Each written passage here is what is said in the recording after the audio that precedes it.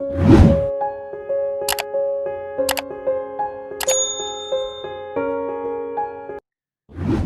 हिंद साथियों, स्वागत है आपका अपने YouTube चैनल MHGS अड्डा पर। आज मैं लेकर आया हूं आपके लिए इतिहास का सेकंड पार्ट, जिसके हम मिडिवल हिस्ट्री मतलब मध्यकालीन भारत के नाम से जानते हैं। इससे पहले हमने एशियन हिस्ट्री को बिल्कुल खत्म कर दिया है, वो हमारे प्लेलिस्ट पे अपलोड है।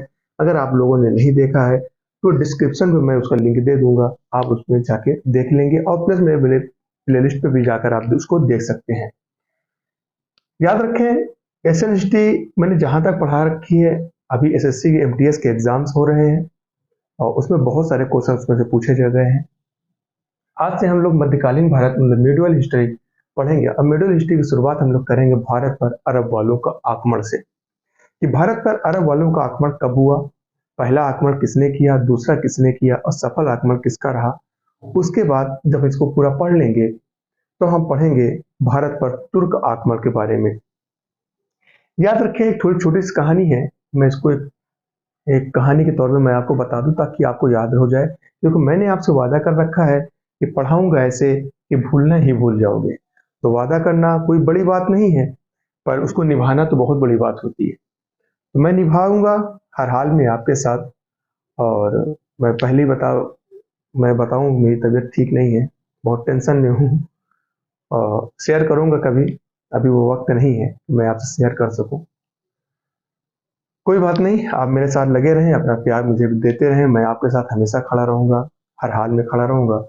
देखिए, एक चीज बताएं, मैं भारत को सर्वप्रथम जो है 711 ईस्वी में एक अभियान भारत आया था, वो भी उबैदुल्ला के नेतृत्व में। लेकिन जब वो भारत सिंध जब पहुंचे, ये अरब वाले सिंध जो भेजा गया था उबैदुल्ला के नेतृत्व में, तो वहां पे ये लोग पराजित हो गए और हार गए, और जिससे उबैदुल्ला मारा गया था। फिर दूसरा अभियान भेजा गया एक बुदैल नाम के बेदल नाम के व्यक्ति के नेतृत्व में।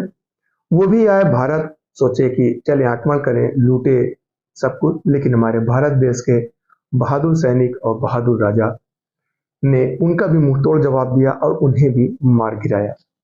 लेकिन भारत पर जो अरब वालों का आक्रमण शुरू हुआ, वो तीसरा आक्रमण जो हुआ वो मोहम्मद बिन कासिम के नेतृत्व में आया था। सिंध भेजा गया था और वहां के एक राजा थे दाहिर, दाहिर से जिनकी जंग हुई और वहां पे मोहम्मद बिन कासिम का एक सफल आक्रमण हुआ और दाहिर को उन्होंने मार गिराया, पराजित कर दिया। ठीक है, तो ये इनकी जब हत्या हो गई, इसकी दाहिर की, और ये पहला ही ऐसा शासक थे जिन्हें मोहम्मद बिन कासिम पहला ऐसा शासक था जिसने भारत पर जजिया कर लगाया। लेकिन कुछ व्यक्ति, कुछ लोगों के ऊपर जजिया कर नहीं लगाया था। जजिया कर था क्या? एक सुरक्षात्मक कर था। ठीक है, ये जैसे बूढ़ों पर, बच्चों पर, औरतों पर, ब्राह्मणों पर और विकलांगों पर ऊपर इन्होंने, मोहम्मद बिन कासिम ने जजिया कर लागू नहीं किया। लेकिन फिरोज शाह तुगलक जो थे, उन्होंने ब्राह्मणों पर भी जजिया कर लगा दिया था। उसके बाद एक राजा हुए जो, जिन्हें हम अकबर के नाम से जानते हैं, 1564 ईस्वी में, जिन्होंने जजिया कर को समाप्त कर दिया था। ठीक है, लेकिन औरंगजेब का जब वक्त आता है, मतलब औरंगजेब का जब वक्त आया, शासन आया, इन्होंने फिर से जजिया कर सब पे लागू कर दिया। फिर एक शासक का नाम है मोहम्मद शाह रंगीला, जिन्होंने जजिया कर को बिल्कुल जड़ से ही खत्म कर दिया और कह दिया कि आज के बाद जजिया कर किसी से नहीं लिया जाएगा। ये सारी चीजें हम आज पढ़ेंगे। उम्मीद करता हूँ ये कहानी आपको समझ में आ गई होगी और ज्यादातर क्वेश्चंस आपको यहाँ तक समझ भी आ गए। अब हम लोग देखते हैं, बगैर देरी किए शुरू करते हैं आज की क्लास। देखिए, हमने लिखा है मध्यकालीन भारत मतलब मिडिवल हिस्ट्री। भारत पर अरब वालों का आक्रमण कैसे हुआ, कब हुआ, कैसे आए, क्यों आए थे, सारी चीजें हम लोग डिस्कस करते चलेंगे। देखिए, भारत पर सर्वप्रथम 711 ईस्वी में उबैदुल्ला के नेतृत्व में एक अभियान सिंध भेजा गया था। सिंध कहाँ? याद रखें, भारत का जो कश्मीर का हिस्सा है, जो नदी बहती है हमारी सिंध नदी, जो मानसरोवर झील से निकलती है। ठीक है, ब्रह्मपुत्रा, सतलुज और सिंध नदी। ठीक है, तो यहाँ पे जो नेतृत्व भेजा गया था इनको, उबैदुल्ला को, तो हमारे हमारे देश के महान राजाओं ने इनको मुंहतोड़ जवाब दिया और इनको यहाँ पे मारे गए थे, ठीक है, पराजित करके। कोई दिक्कत मतलब खत्म हो गया, इनका अस्तित्व खत्म कर दिया। फिर भारत पर दूसरा अभियान जो बुदैल के नेतृत्व में भेजा गया था, परंतु वह भी मारा गया, ठीक है। लेकिन भारत देश की कहानी यहां से बदलती है कब, जब भारत पर तीसरा अभियान मोहम्मद बिन कासिम के नेतृत्व में भारत आता है। कब आया था? तीसरा अभियान जो भारत आया वो 712 ईस्वी में आया। किसके नेतृत्व में आया? तो मोहम्मद बिन कासिम के नेतृत्व में आया था, जो एक सफल आक्रमण रहा, ठीक है। मोहम्मद बिन कासिम ने सिंध के राजा, कौन राजा? सिंध के राजा दाहिर को पराजित करके उसकी हत्या कर दी। और फिर 713 ईस्वी में मोहम्मद बिन कासिम ने मुल्तान को भी जीत लिया था, ठीक है। किसको जीत लिया? मुल्तान को। मोहम्मद बिन कासिम ने सबसे सिंध में किसको हराया? तो सिंध के राजा दाहिर को हराया था, पराजित किया था। और फिर 713 ईस्वी में मोहम्मद बिन कासिम ने मुल्तान को भी जीत लिया। ये सारे क्वेश्चंस बनते हैं। मैं आपको इतने आसानी से इसलिए पढ़ाता हूँ मेरे भाई, मुझे चिल्लाना नहीं आता, मैं उछल कूद नहीं कर पाता हूँ, ठीक है। जो मेरी लैंग्वेज है मैं आपको उसी लैंग्वेज में पढ़ाऊंगा। उम्मीद करता हूँ मेरी यही लैंग्वेज आपको बहुत अच्छी लगेगी, ठीक है। देखिए, तो दाहिर को पराजित करके, सिंध के राजा दाहिर को पराजित करके 712 ईस्वी में, उसके बाद 713 ईस्वी में मोहम्मद बिन कासिम ने मुल्तान को भी जीत लिया था। अब मोहम्मद बिन कासिम, ये मोहम्मद बिन कासिम पहला शासक था जिसने भारत पर सबसे पहले जजिया कर लगाया। ये याद रखिएगा कि भारत पर सबसे पहले जजिया कर किस मुस्लिम शासक ने लगाया? तो आपको याद होना चाहिए मोहम्मद बिन कासिम। क्यों? क्योंकि आपको MS सर ने पढ़ाया है। तो मोहम्मद बिन कासिम पहला शासक था जिसने भारत पर सबसे पहले जजिया कर लगाया। यह कर गैर मुसलमानों से लिया जाता था, ठीक है। किससे लिया जाता था? गैर मुसलमानों, जो मुस्लिम नहीं थे, गैर मुसलमानों से लिया जाता था, जो एक प्रकार का सुरक्षात्मक कर था। परंतु याद रखें, परंतु इस कर से कुछ लोगों को मुक्त रखा गया था। ये क्वेश्चंस अक्सर PCS लेवल में पूछ लिए जाते हैं और इंटरव्यू में पूछ लिए जाते हैं कि ऐसा मुस्लिम शासक कौन था जिसने जजिया कर सबसे पहले लगाया और कुछ लोगों को इस कर से मुक्त रखा। उन लोगों का नाम बताएं। तो याद रखें आप उन लोगों का नाम कि बूढ़ों को नहीं दिया, बच्चों से नहीं लिया, विकलांगों को ऊपर जजिया कर नहीं था, औरतों से नहीं लिया जाता था और ब्राह्मणों से जजिया कर नहीं लिया जाता था। फिर कुछ देखिए, मैं एक नोट करके लिखा हूं। नोट करके ये है कि 4 राजा ऐसे हुए हैं जिन्होंने जजिया कर से रिलेट है, इसलिए मैंने वहां पे मेंशन कर दिया, नोट करके लिख दिया कि फिरोज शाह तुगलक एक ऐसा राजा था जिसने ब्राह्मणों पर भी जजिया कर लगा दिया। किस पे लगा दिया? ब्राह्मणों पर भी जजिया कर लगाया था। दूसरा नोट देखिए कि जजिया कर अकबर ने 1564 ईस्वी में खत्म कर दिया, ठीक है। अपने शासनकाल में इसने क्या किया? खत्म कर दिया, जजिया कर नहीं लगेगा। फिर देखिए 1679 में 1679 ईस्वी में पुनः औरंगजेब ने जजिया कर लगाया। थोड़ा सा मैं बताऊं आपको औरंगजेब के बारे में। औरंगजेब एक ऐसा शासक, एक ऐसा राजा हुआ, एक ऐसा शहंशाह हुआ जिसने अपने खर्च के लिए टोपियां बुना करता था और कुरान की आयत लिखा करता था। उसे मार्केट में टोपियां जो बिनता था, मार्केट में बेचते थे, तो उससे जो पैसा मिलता था उससे अपना खर्च निकालता। यहाँ तक कि उसने ये भी कह दिया था अपने राज के वक्त में कि जब मैं मरूं तो अपने ही बुने हुए टोपी से जो पैसा उसने कमाया था उसी का कफन खरीदा जाए और उसी कफन से उसको दफनाया जाएगा, ठीक है। तो ऐसे शहंशाह ये हुए हैं। तो औरंगजेब ने जजिया कर लगाया था। फिर एक आखिरी नोट देखें, मोहम्मद शाह रंगीला ने जजिया कर को पूरी तरह से खत्म कर दिया। मेरे ख्याल से यहां तक आपको बात बिल्कुल समझ में आ गई होगी। और हो सकता है आप लोगों को थोड़ा सा अच्छा ना लगता हो, क्योंकि मैं उछलता कूदता नहीं हूँ, ज़्यादा चिल्लाता नहीं हूँ, और बहुत आसानी से आपको समझाता हूँ एक आसान लैंग्वेज में। धीरे धीरे अच्छा लगने लगेगा, क्योंकि जब आपको पढ़ना है तो आपको अच्छा लगेगा। यूट्यूब पे बहुत अच्छे अच्छे टीचर्स हैं, सारे टीचरों की इज्जत करें और सारे टीचरों से आप फायदा उठाएं। जहां से आपको फायदा मिल सके सबसे आप फायदा उठाएं, ठीक है। और क्लास अगर अच्छी लग रही हो तो मुझे भी सपोर्ट करें और प्यारा सा कमेंट जरूर करें। तो यहाँ तक जल्दी से आप लोग नोट कर लीजिए, और फिर इसके बाद हम लोग अब तुर्क आक्रमण कब हुए भारत पे उसके बारे में पढ़ेंगे। जल्दी से को आप लोग नोट डाउन कर लीजिए।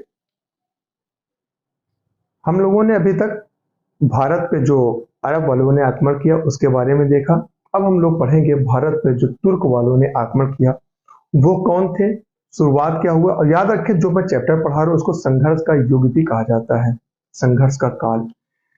इसको पढ़ने के बाद हमारा दिल्ली सल्तनत शुरू होगा, क्योंकि हम इसके बारे में जानेंगे नहीं, हम डायरेक्ट आपको दिल्ली सल्तनत के बारे में पढ़ा लें तो वो मुझे अच्छा नहीं लगा। इसलिए हमने शुरुआत किया कि भारत पे आक्रमण कैसे हुए, पहले आक्रमण क्यों किया, फिर तुर्क वालों ने आक्रमण किया, उसके बाद चलते चलते हम दिल्ली सल्तनत के बारे में पढ़ेंगे।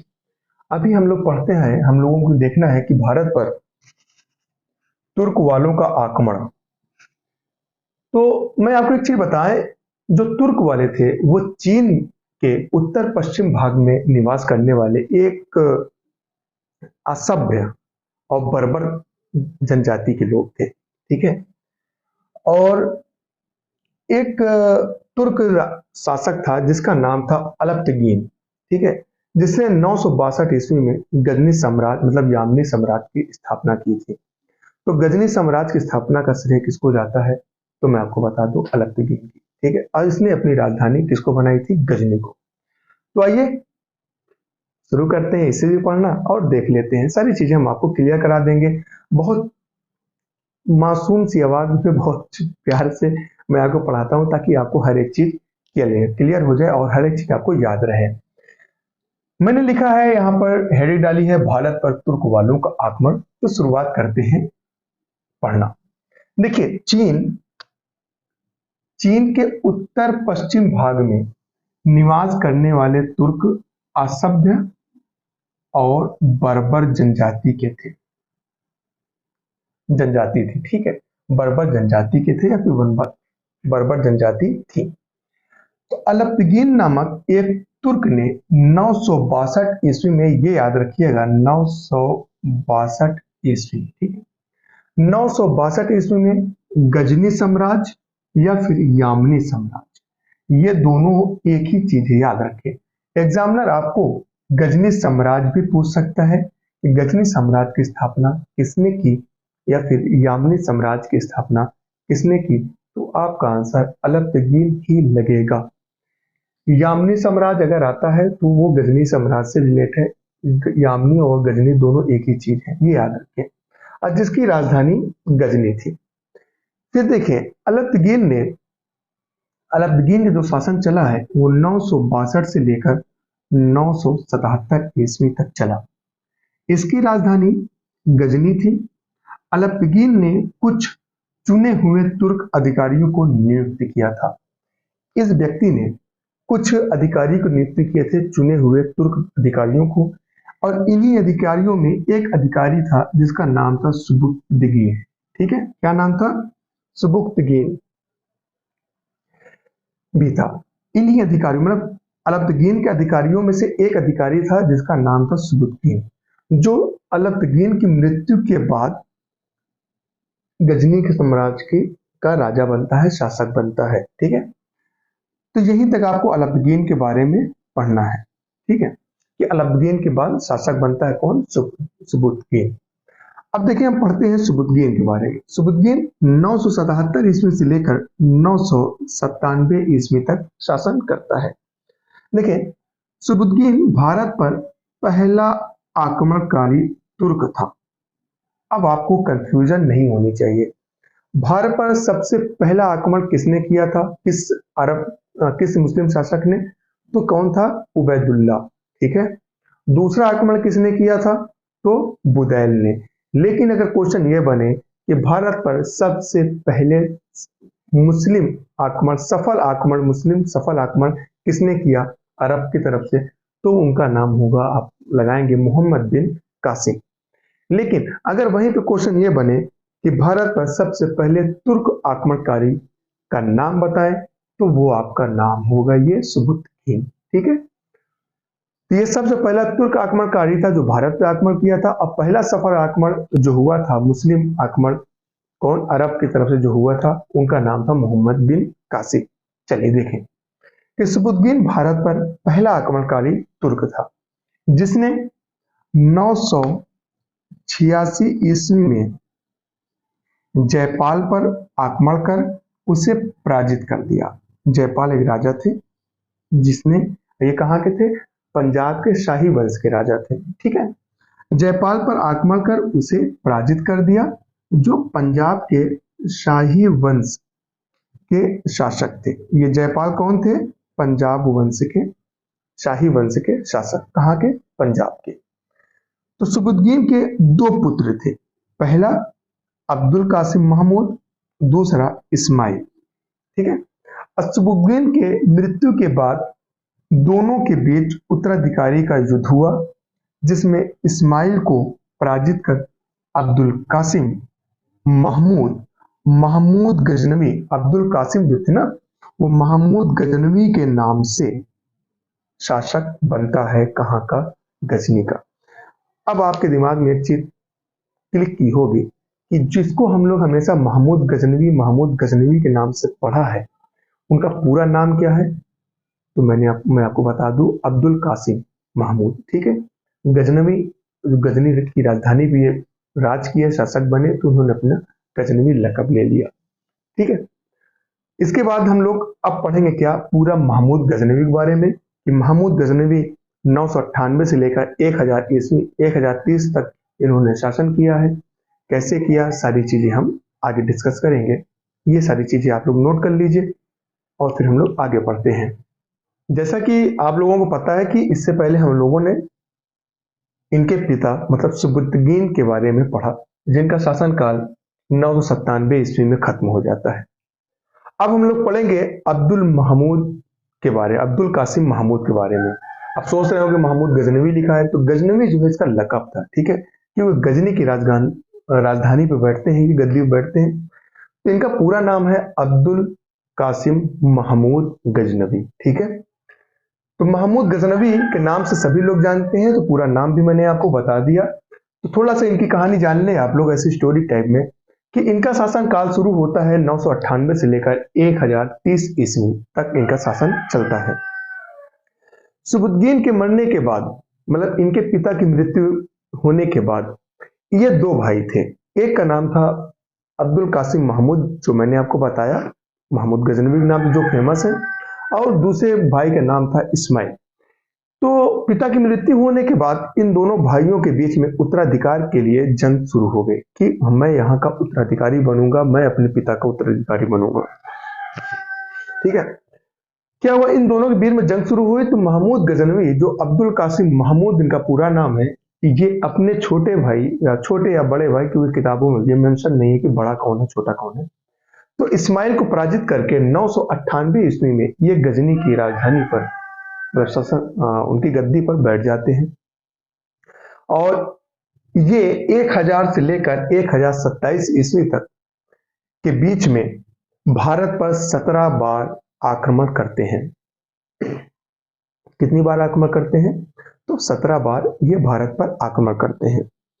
इनका सबसे पहला आक्रमण 1000 ईस्वी में था, ये आपको याद रखना है। और महत्वपूर्ण सबसे आक्रमण 1025 वाला आपको याद रखना है, जो सोमनाथ मंदिर के बारे में कहा गया। फिर आपसे थोड़ा जो मैं आपको बताऊंगा, फिर ये जो सोमनाथ मंदिर को लूटने के बाद जो वापस जा रहे थे, तो इनके रास्ते में जाटों ने इन पे आक्रमण कर दिया। आक्रमण करने के बाद कुछ संपत्ति उन्होंने लूट ली। फिर इनका एक मकसद हुआ कि हम जाटों को सबक सिखाएंगे, तो 1027 ईस्वी में ये भारत फिर से आते हैं और जाटों को सबक सिखाते हैं। फिर 1030 ईस्वी में महमूद गजनवी की मृत्यु हो जाती है। इसी महमूद गजनवी को बुत सिकन मतलब मूर्ति भंजक भी कहा जाता है, मूर्ति तोड़ने वाला भी कहा जाता है। ठीक है, और इनके साथ 3 महत्वपूर्ण इतिहासकार भी आए थे, जैसे फिरदौसी, अल-बुरूनी और कुतुबी। इनके रचना कौन कौन सी है वो भी हम लोग पढ़ेंगे। ठीक है, तो चलिए देख लेते हैं महमूद गजनवी के बारे में भी, और यहीं से फिर हम लोगों का चैप्टर आज का क्लोज हो जाएगा। ये वीडियो 2 पार्ट्स में आएंगी क्योंकि बहुत बड़ा है, अब मैं बहुत बड़ी वीडियो बनाकर आपको नहीं दे सकता। ठीक है, छोटे वक्त में ज्यादा कंटेंट देने की कोशिश करता हूँ। चलिए पढ़ते हैं महमूद गजनवी। देखिए, महमूद गजनवी 998 से लेकर 1030 ईस्वी तक शासन करते हैं। तो महमूद गजनवी 998 ईस्वी में अपने पिता की मृत्यु के बाद अपने भाई इस्माइल को पराजित कर गद्दी पर बैठा। ठीक है, कहां बैठा? गद्दी पर बैठा। तो महमूद गजनवी ने 1000 ईस्वी से लेकर 1027 ईस्वी तक के बीच में भारत पर 17 बार आक्रमण किया। ये आपको याद रखना है। इसने सबसे पहले 1000 ईस्वी में भारत पर आक्रमण किया। कहां आक्रमण किया? तो सबसे पहले 1000 ईस्वी में भारत पर आक्रमण किया, फिर पेशावर के कुछ हिस्सों को जीतकर वापस अपने देश लौट गया। इसका मकसद क्या था? इसका मकसद यह था कि भारत पर हम शासन नहीं करेंगे, भारत पर राज करने का कभी इसका सपना था ही नहीं, लेकिन भारत की संपत्तियों को लूटने का इसकी हमेशा से ख्वाहिश थी। इसलिए भारत आया था, भारत की संपत्तियों को लूटकर ये वापस अपने देश लौट जाता था। ठीक है, गजनी तो लौट गया। अब देखें, महमूद गजनवी सोमनाथ मंदिर को 1025 ईस्वी में अपने 16वें आक्रमण में लूटा। कैसवें आक्रमण में सोमनाथ मंदिर पर आक्रमण किया था इसने? तो 16वें आक्रमण पे मतलब 1025 ईस्वी में सोमनाथ मंदिर को इसने लूट लिया था। और इस मंदिर को लूटकर वापस जाते वक्त कुछ जाटों ने कुछ जाटों ने इसके काफिले पर आक्रमण करके इससे कुछ संपत्ति वापस लूट ली थी। ठीक है, तो जब लूट ली तभी महमूद गजनवी ने सोचा कि जब हम भारत में मेरा आखिरी आक्रमण जो हुआ वो है जाटों को सबक सिखाना। इसके लिए इसका अंतिम आक्रमण 1027 ईस्वी में होता है, जो जाटों के विरुद्ध था, इनको सबक सिखाने आया था। और 1030 ईस्वी में इसकी मृत्यु हो गई।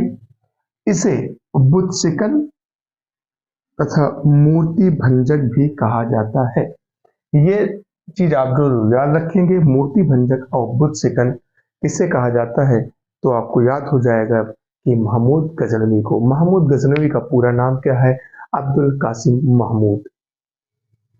ठीक है, इसने सबसे पहले आक्रमण कब किया? तो 1000 ईस्वी में किया था। अब कहां पे किया था? तो पेशावर में, जहां पे पेशावर कुछ हिस्सों को जीतकर ये अपने देश वापस लौट गया था। सबसे महत्वपूर्ण इसका आक्रमण कौन है? तो सोमनाथ मंदिर का आक्रमण है। सोमनाथ मंदिर का आक्रमण कब हुआ? तो 1025 ईस्वी में। इस 1027 ईस्वी में भारत पर आक्रमण इसने क्यों किया? तो जाटों को सबक सिखाने के लिए ये यहाँ पे आक्रमण करते हैं। तो महमूद गजनवी की मृत्यु कब होती है? तो 1030 ईस्वी में इसे की मृत्यु हो जाती है। अब महमूद गजनवी के अन्य किन नामों से जाना जाता है? तो बुद्धशिकन तथा मूर्ति भंजक भी इसे कहा जाता है। इसके साथ फिरदौसी, अल-बुरूनी, कुतुबी जैसे महान इतिहासकार भी आए हुए थे। तो देखें, फिरदौसी की जो रचना है वो है शाहनामा, अल-बरूनी की जो रचना है वो है किताबुल हिंद, और कुतुबी की जो रचना है वो है किताबुल यामिनी। एक चीज और याद रखें कि गजनी साम्राज्य को यामिनी साम्राज्य भी कहा जाता है। मैंने आपको पहले भी बता रखा है, अभी मैं फिर से आपको रिपीट करते रहा हूं कि यामिनी साम्राज्य और गजनी साम्राज्य दोनों एक ही चीज है। ठीक है, उम्मीद करता हूं क्लास बहुत अच्छी लगी होगी। क्लास अच्छी लगी है तो प्लीज मेरे चैनल को सपोर्ट करें और प्यारा सा कमेंट्स देकर बताएं कि आपको क्लास कैसी लग रही है। ठीक है, और मैं आपको बताऊं मेरी तबीयत बिल्कुल ठीक नहीं है, लेकिन फिर भी मैं आपको पढ़ाने आया हूं, मैं आपको क्लास करा रहा हूं, और दुआ करिए मेरी तबीयत ठीक हो जाए, क्योंकि मेरी तबीयत ठीक नहीं चल रही है। ओके, मिलते हैं नई क्लास में नई उमंग नई जोश के साथ। तब तक लिए आप अपना ख्याल रखें। जय हिंद।